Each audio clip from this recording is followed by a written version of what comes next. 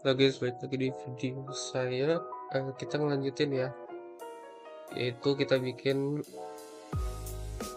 di bagian menu story. Kemarin kita udah bikin apa di video sebelumnya kita udah bikin history. Sekarang kita bikin file history detail ya. Kalian bikin dulu. Terus untuk isinya seperti ini di video kali ini dan juga satu video terakhir itu saya cuma review aja ini supaya mempersingkat durasinya juga. Oke, seperti biasa di sini kalian boleh sambil ngetik dan juga sambil saya menjelaskan gitu ya. Oke, jadi yang pertama, jadi seperti biasa kita include sini pakai konfigurasi, terus session start, terus include autentikasi. Nah, setelah itu kita bikin iset. Nah, iset ini kita apa namanya, untuk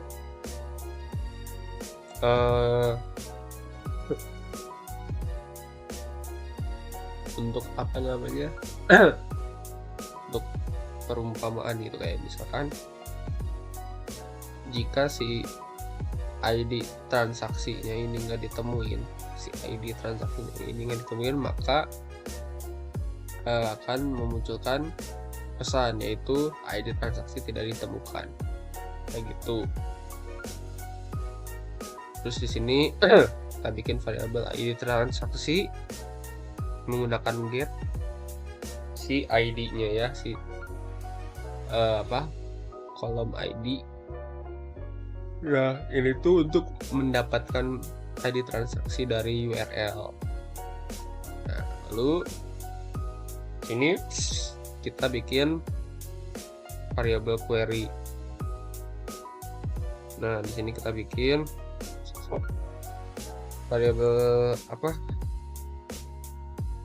query, yaitu isinya query untuk mengambil detail transaksi dari tabel transaksi gitu ya.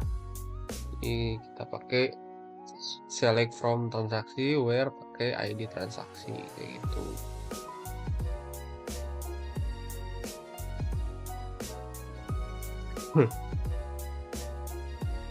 Terus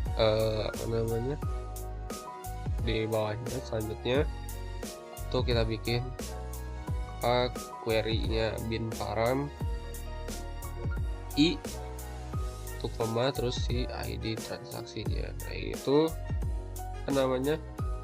untuk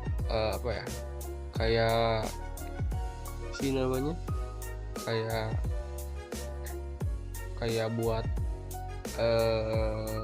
mengikat gitu si parameter ID transaksinya ke query-nya kayak gitu deh. Saya lupa tak mengikat selain itunya apa. Nah, intinya kayak gitu ya.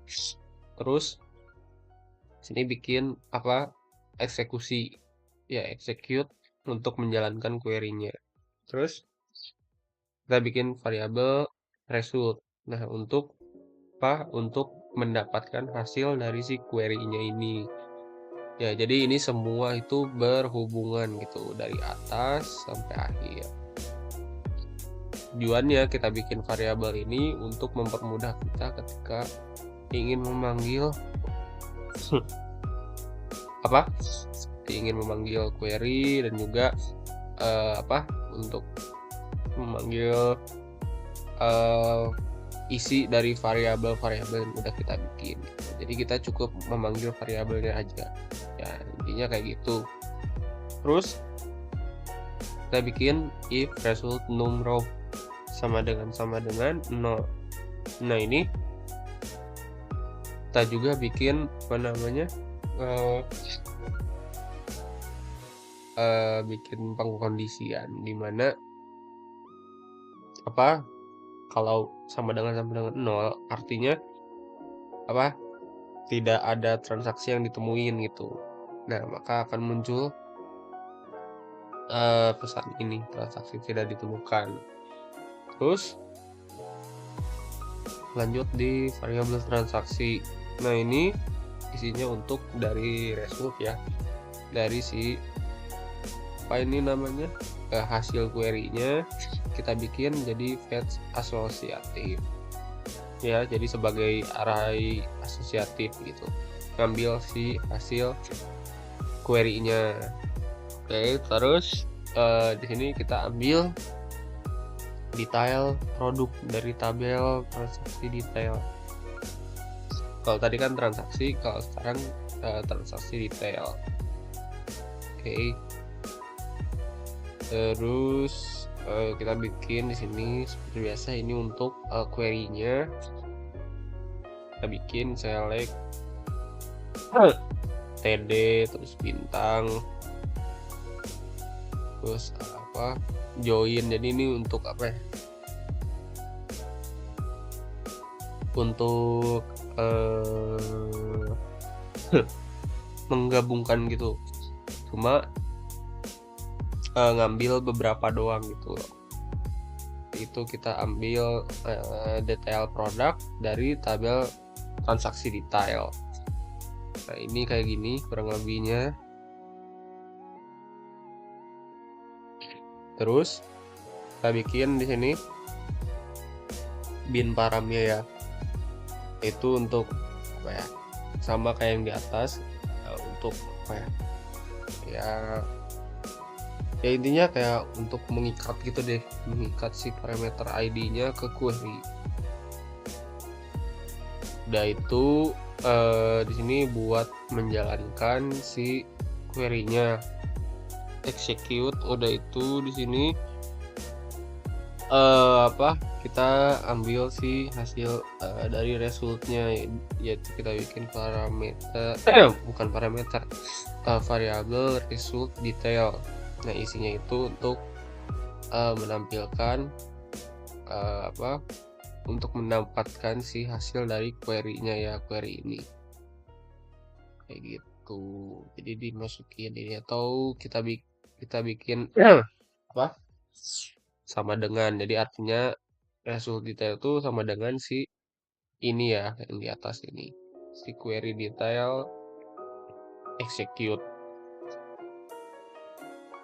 Jadi kayak gitu untuk si backend-nya. Oke, terus di sini kita bikin HTML-nya. HTML-nya mungkin bisa kalian ikutin aja di sini.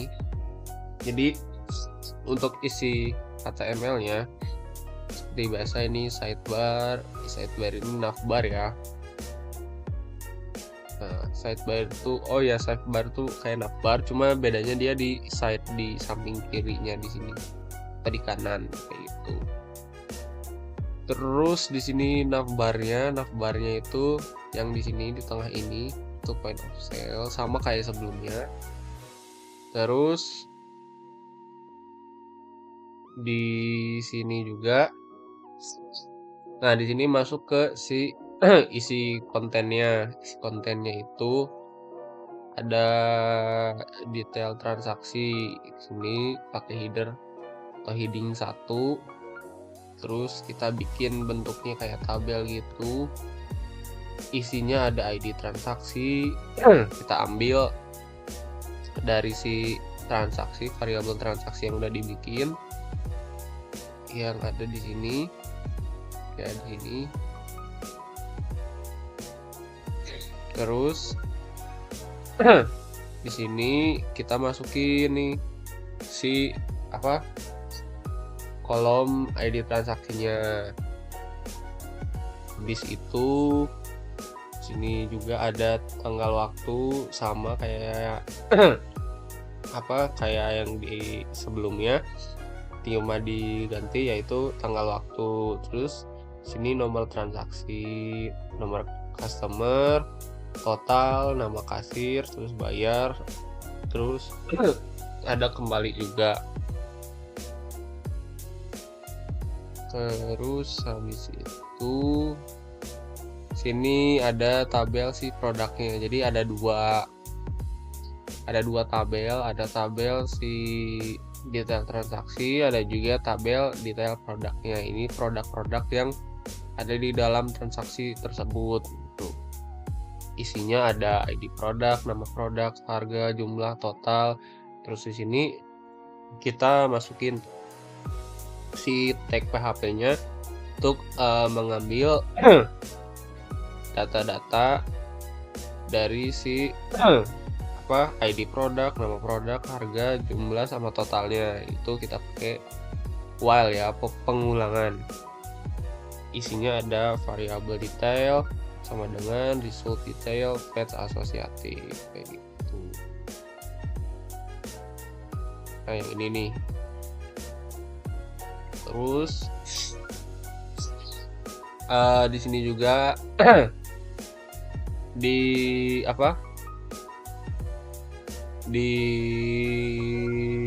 berhentiin si while-nya ya, biar biar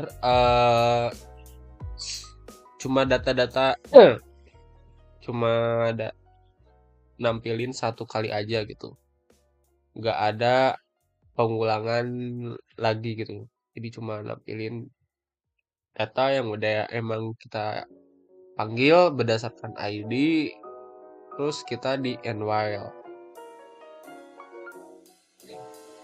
kayak gitu. Jadi ya di sini juga kita bikin untuk button kembali ya. Kita bikin button kembali yaitu ke menu history-nya. Oke, terus kita save. Nah, untuk tampilannya seperti ini. Ini belum dibikin front end-nya, jadi kurang lebihnya kayak gini ya. Jadi kayak misalkan kita ambil transaksi si yang ini ya, nah, yang ini tuh ada tanggalnya terus ada waktu, cuma ini waktu masih belum diubah berdasarkan zona. Terus ada nomor transaksinya, nomor customernya belum kita bikin. Terus ada total, ada nama kasir, ada bayar, sama kembali. Oke. Oh iya, untuk nomor transaksinya itu harusnya udah bikin ya, udah kebuat. Coba kita bikin dulu di dulu sebagai kasir. Kita masukin barangnya ya. Ini jumlahnya ada 5 tambah, terus bayarnya 20.000. Oke, kembalian 2.500. Kita log out, masuk lagi jadi sebagai admin. Masuk ke bagian transaksi ya, terus kita lihat di sini. Oh ya, untuk nomor customernya masih belum dibikin ya, masih belum kita buat. Mungkin kita buatnya kita buat dulu.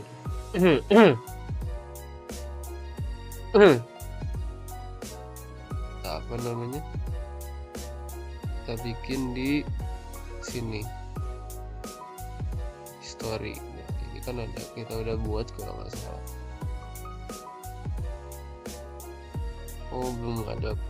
Lanjut. Jadi nah, kan tadi kita udah bikin apa namanya, history detail. Nah nanti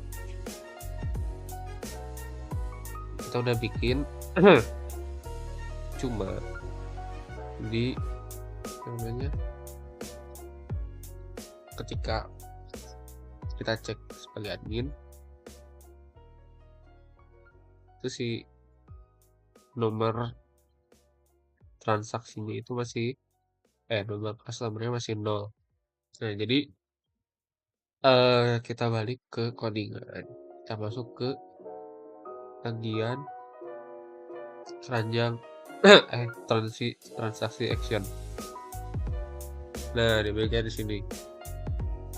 Yang ini ya. Nah, di sini kita matikan komennya.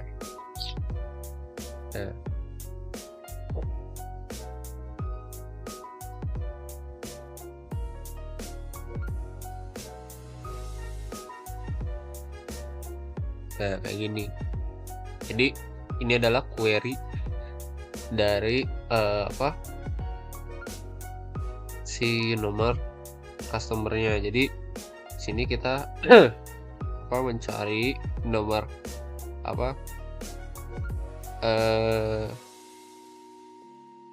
dari si yang tertinggi. Nah, jadi nanti tuh dicari dulu dari nomor customer yang tertinggi. Nah, terus dari si transaksi. Nah, nanti kita masukin namanya tuh dibuat berdasarkan si tanggal waktunya. Jadi untuk hari ini nomor customer tertingginya berapa. Nah, terus nanti dimasukin ke dalam si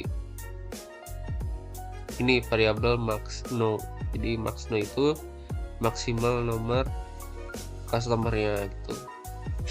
Nah, setelah itu dari misalkan udah ganti tanggal, nah kita ngambil dari nomor maksimalnya. Nomor maksimalnya nanti diulang, di reset. Nah, di sini ya di reset. Terus nanti dimulai lagi dengan cara plus 1. Jadi mulai lagi dari 1. Jadi misalkan hari ini udah sampai nomor customer 10. Berarti ada 10 transaksi. Nah, nanti diambil dari si nomor customer yang ke-10 itu. Ini dimana kalau udah berganti hari besok otomatis akan jadi 0. Nah, terus si nomor tersebut akan ditambahkan 1. Jadi bakalan mulai dari 1 lagi. Jadi kayak gimana ya gambarannya, kayak misalkan kalau kalian pernah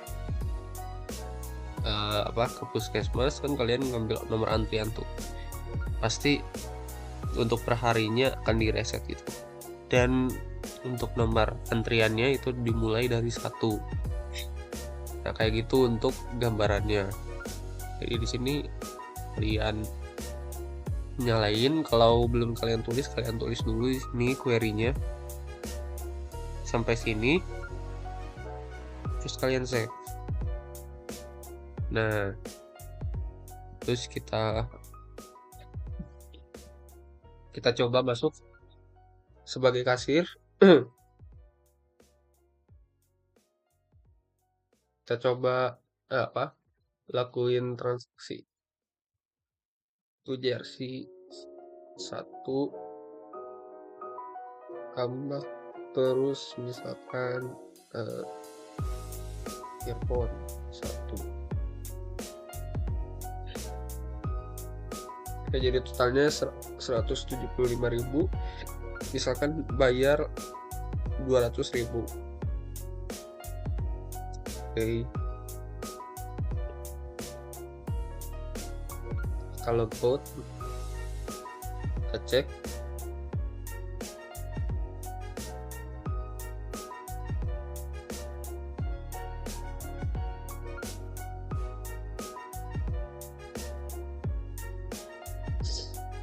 Nah, ini udah mulai ya. Udah jalan si query-nya buat untuk membuat nomor customer-nya. Ya, dan nanti si nomor customer ini itu untuk hari keesokannya itu akan di reset lagi dari 1 ya. Oke, mungkin kurang lebihnya kayak gitu. Mungkin untuk video kali ini dicukupkan dulu sampai di sini. Nextnya kita bikin video terakhir, yaitu untuk apa namanya, history harinya ya, per harinya gitu. Jadi namanya, kalau kalian ada yang ditanyain boleh tulis di kolom komentar, dan kalau kalian suka jangan lupa untuk like.